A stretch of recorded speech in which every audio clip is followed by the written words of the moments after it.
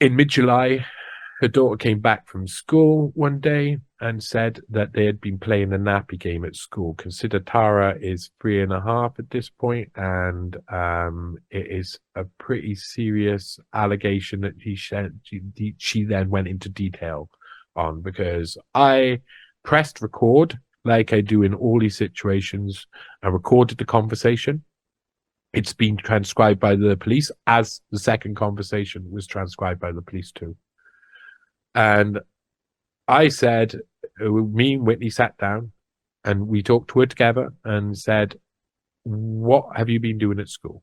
And she said, we've been playing the Nappy Game. And what is the Nappy Game?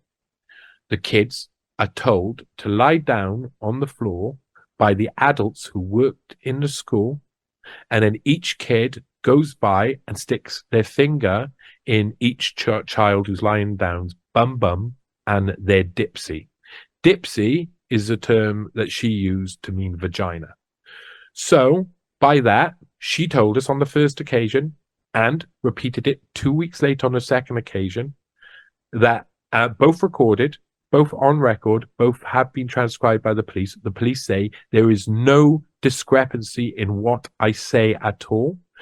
Even the nursery itself admitted the game and told social services they admitted the game. Still, when I find out about this, of course, that was very concerning. So on the first case, what I did was we took the first recording. I started looking for new daycares to put Tara into. We'd already had a couple of issues with this daycare, but this was super serious. So she was due there to go. There was like a bit of time off here and there, and she was due to go for about 5 days. So we told her not to get involved in the Nappy Game, say no to the Nappy Game anymore, but we were looking to move her. And we didn't know quite what to do. So I talked to the next nursery people, and they said, well, we've got to call the Church in Wales, Social Services, and the police. And I said, completely agreed, but we want to get her into a new nursery as soon as possible as well, so she doesn't skip a beat with her education. And they were like, we're not going to accept her in until these people have become involved. So Whitney has released part of a social services report. What most people don't know is it was me who started getting these people involved through this process. I wrote the letter to the school. Whitney, in messages or proof, added in that she doesn't think it's right. Her daughter now thinks it's normal to stick her finger in parts of her body, and etc., and other things. So I wrote a complaint letter to the school. I wrote this whole situation down. I sent it to the police, social services, and Church in Wales. Church in Wales automatically gets involved in these cases in case support is needed for families or etc. So that was pretty serious, and we were then in a situation where not only did we have a load of issues in our relationship, but Tara was now going to be at home until we found her a new place to go, which we eventually found her a new place to go. But the social services weren't really interested in investigating anything, as became apparent by what happened on the first day they came round our house. I was upstairs with Tara. Whitney had just gone into the office for a meeting, not a recording or podcast or anything, a meeting with Ryan Christian.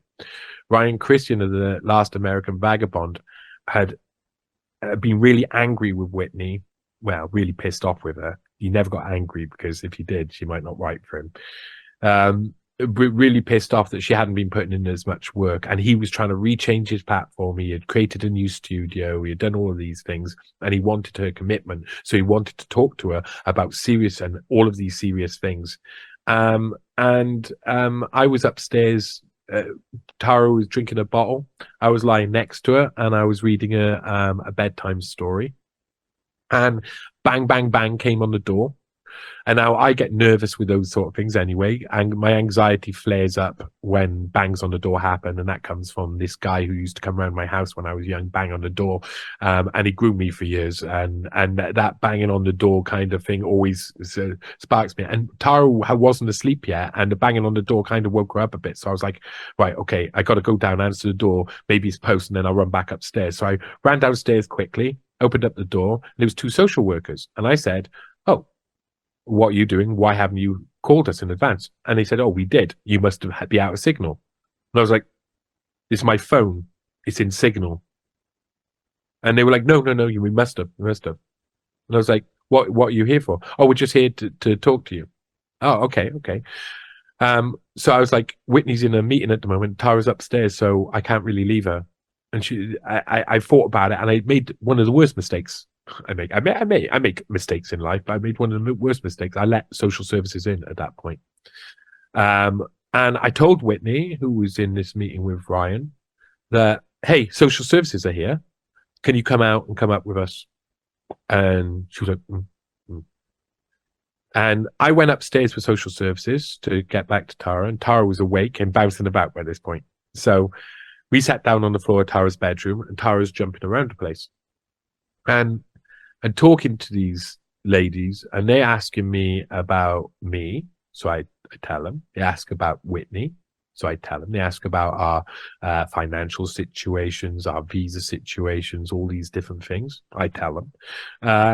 We talk for about 20 minutes, 20 minutes, and Whitney still isn't upstairs. So I'm in this room with these social workers having this conversation. We get round to the subject at hand. I was like, did you hear the tapes? And she said, no. And I said, oh, what, you read the transcripts? She said, no. And I was like, so wait a minute, you didn't listen to what Tara said at all? She said, I'm not going to speak to you now. And I was, are you kidding me? You're in Tara's bedroom right now. You can't just refuse to speak to me. This is really awkward. And she was like, no, not going to speak to you now. So I was like, okay, all right. I'm going to have to get Whitney for sure. Went downstairs. I saw Whitney. I was like, Whitney, what? Come on. I bet you don't understand what's that. They've not listened to the tapes. They've not read the transcripts at all. They've not even bothered investigating. I don't know why they're here. And you're still in the meeting here. And can you please come with me, because social services are upstairs now. So she left, and she was so angry that, I mean, really, I described the messages. I said to her that she was butthurt. That's how I described it, because that's how she would term it. She was butthurt about having to leave the meeting to go and see social services about stuff. She also told me later that she was scared that social services would take her child off her. So I didn't understand why she wouldn't leave the meeting in that case. So I said, listen, let's speak just before. I'll tell you what they've said. And she ignored me. And I'm like, Whitney, please, can we have a conversation? She said, no. And she went up and she sat down. And I went upstairs and I went into the room, and they were saying to Tara that she shouldn't play the game at all. But they were treating her like it was her fault, like she had been wrong in playing the game, and that was her fault.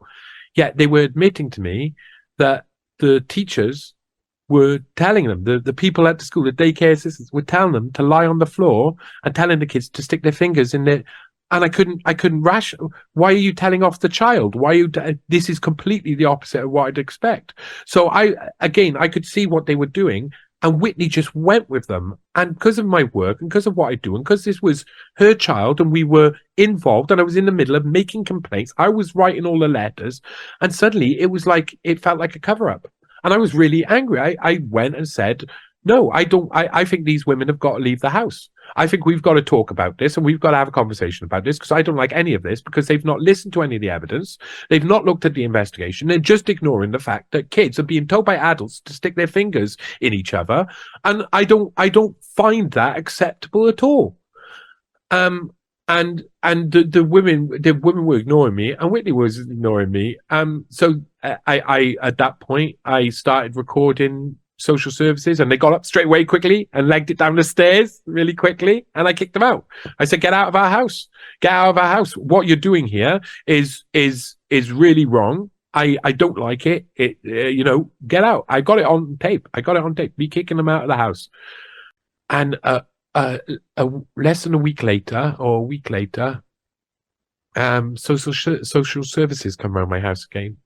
And I'm like, at this point, I'm beaten down. I'm so sad. Like, I'm like, you just took away my life partially. Like, my life's just been taken away. It wasn't them. There was loads of stuff going on. But they took part of my life away. They made my life harder. That there was no way of saving it after the social services stuff. It was awful. I was like, can't you just leave me alone? They're gone now. Can you please just leave me alone? I was so sad. And they left and they called the police, and the police came round and searched my house for Tara and Whitney's dead bodies. And it was like, man, I had been so caring. I love Tara. I love Tara beyond anything. Like, I can't even describe to you how much love I put into that little girl, and how much love I put into Whitney as well. How much I cared for them. And then I was standing there with the police saying to me, I got all on camera, all recorded. The police saying to me that, you think they've gone to Chile, do you? You think they're going to? I put them on the plane. What do you think? Oh yeah, they're searching under the ottoman for their dead bodies. I don't. It's at this point. It's like, what did I get myself involved with? And so after about a month, she broke up with me. And then about 2 months later, she started love bombing me again. It's what she does. It's like the cycle. It happened a few times. She started love bombing me again and telling me how sorry she was, how she wasn't well when she was in Cardiff, how everything was spiraling out of control, how it was all terrible, this, that, the other. And that she wants me to be there for the birth. And Rowan, when she contacts me, Rowan is 2 weeks, less than 2 weeks away from being born.